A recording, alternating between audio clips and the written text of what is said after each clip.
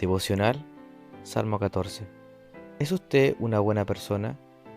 ¿Cree serlo? Este es uno de los debates de toda la vida a lo largo de la historia, en el cual la sociedad se ha inclinado por un camino, y es la creencia universal de que somos básicamente buenos. Y en este salmo encontraremos la respuesta a esto, que es lo que dice Dios de cómo somos.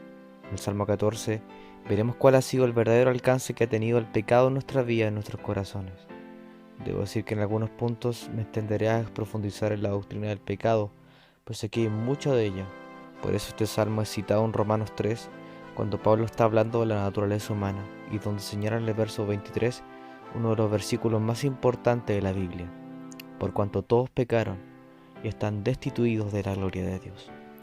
¿Cuáles fueron las consecuencias inmediatas de este todos pecaron? Lo veremos aquí. Y nuestro primer punto es corrupción radical del ser humano. Salmo 14, verso 1. El necio dice en su corazón, no hay Dios. Este es el inicio del salmista, mostrando la afirmación del necio, y esto es un punto interesante a considerar, pues aunque algunos toman este salmo para hablar del ateísmo, de la creencia en la no existencia de Dios, pienso que el salmista está yendo más allá. Es cuestionable pensar que en los tiempos de David, donde las naciones en su gran mayoría eran politeístas, negaran la existencia de Dios. Finalmente lo que vemos aquí, más que un ateísmo intelectual, es uno práctico. David no está hablando de la gente que dice que Dios no existe, sino de la gente que vive como si Dios no existiera. Aquí la palabra necio significa perverso, malvado. Entonces el punto del salmista no es tanto ceguera intelectual, sino más bien perversidad moral. Y este perverso dice en su corazón, ¿de dónde proviene esta perversidad? ¿De dónde proviene esta corrupción? El salmista es claro, proviene del corazón. Corrupción radical significa que estamos podridos desde la raíz. Y la idea del término radical es algo que impregna la esencia de una cosa. Es decir, que yace en la superficie, no, sino que penetra en el núcleo del objeto. Y a eso apunta el salmista cuando dice corazón. ¿Cuándo llegó esa perversidad al corazón? ¿Al nacer o después de nacer? Hay una frase muy conocida en el mundo y es esta: el hombre es bueno por naturaleza, pero la sociedad lo corroe. Cuando decimos esto pensamos que primero nacemos buenos, sin pecado, pero luego nos vamos averiando. Pero no es lo que la Biblia dice. Cuando David declaró en el Antiguo Testamento, oh Dios, he aquí, en maldad he sido formado, y en pecado me concibió mi madre, él no estaba diciendo que era pecaminoso que su madre y su padre tuvieran hijos, ni estaba diciendo que habían hecho algo malo por haber nacido, sino que estaba reconociendo la condición caída del ser humano, esa condición caída que fue parte de la experiencia de sus padres, esa condición caída que trajo él mismo a este mundo. Y es la condición que obtuvimos la caída de Adán. Por eso la Biblia es clara y afirma, en Adán caímos todos. Y esta caída, esta corrupción es total y completa. Estamos radicalmente en pecado y todo designio de nuestro corazón es continuamente hacia el mal. Ahora, ¿eso significa que todos los hombres son todo lo malo que pueden llegar a ser? No.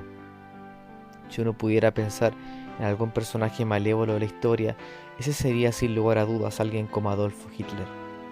Podríamos mirarlo y ver claramente la corrupción de este hombre, pero sospecho que tenía algún afecto por su madre quizás, y aún tan malvado como Adolfo fue, todavía se puede concebir un ser aún más perverso de lo que en realidad era. Y así, la idea de corrupción total no quiere decir que cada ser humano es tan malvado como le sea posible, sino más bien significa que la caída es tan grave que afecta en su totalidad a la persona. Dice el necio en su corazón, no hay Dios. Se han corrompido, han cometido hechos abominables, no hay quien haga el bien. Se han corrompido deriva de una palabra que significa manchado, podrido, depravado. Una de las más profundas intuiciones bíblicas con respecto a la naturaleza del pecado. Pecado es corrupción, es profanación, es alteración, es depravación. En Génesis 3 vemos una ilustración tangible de lo que es y produce el pecado, la corrupción. Génesis 3, 17 al 19, y Dios dijo al hombre, dado que hiciste caso a tu esposa y comiste del fruto del árbol que te ordené que no comieras, la tierra es maldita por tu culpa. Toda tu vida lucharás para poder vivir de ella. Te producirá espinos y cardos, aunque comerás de sus granos. Con el sudor de tu frente obtendrás alimento para comer hasta que vuelvas a la tierra de la que fuiste formado, pues fuiste hecho del polvo, y al polvo volverás. Aquí Adán, luego del pecado original, obtiene las consecuencias del pecado. Y es claro, todo lo que había creado Dios era bueno, pero por causa del pecado, la tierra que era buena, que era blanda y fácil para trabajar, ahora se volvería difícil y agotadora. El ser humano que era bueno y libre, ahora se volvería malvado y esclavo del pecado. Eso es corrupción. Y la corrupción es radical y significa de que todo nuestro ser es corrupto. Segundo punto del Salmo, la corrupción universal del ser humano.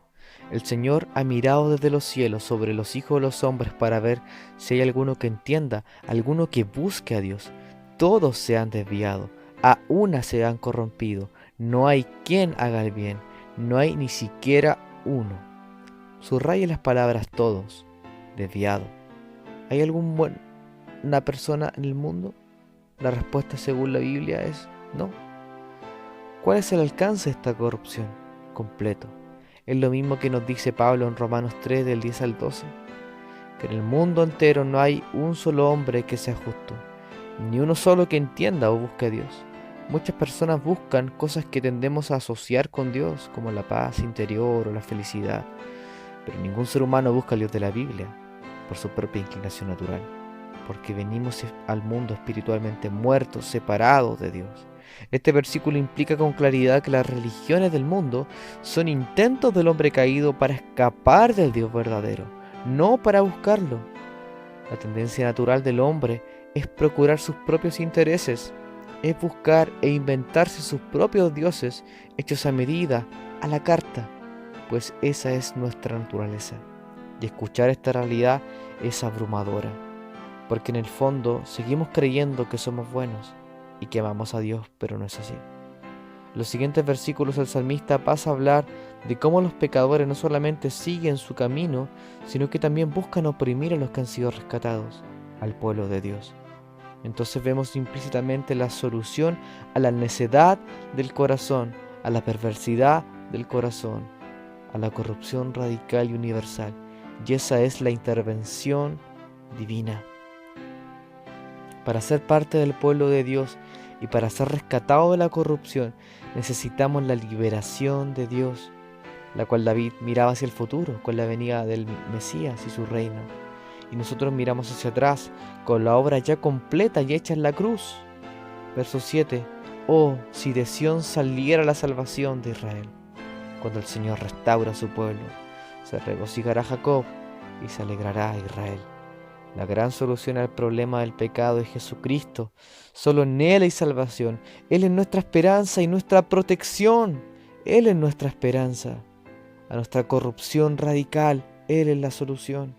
Lutero decía esta frase cuando consideraba toda su pecaminosidad, y es esta: me miré a mí mismo y ve imposible salvarme, pero miré a Cristo y vi imposible perderme. Hermano y hermana querido, mira a Cristo y viva su vida partiendo de allí.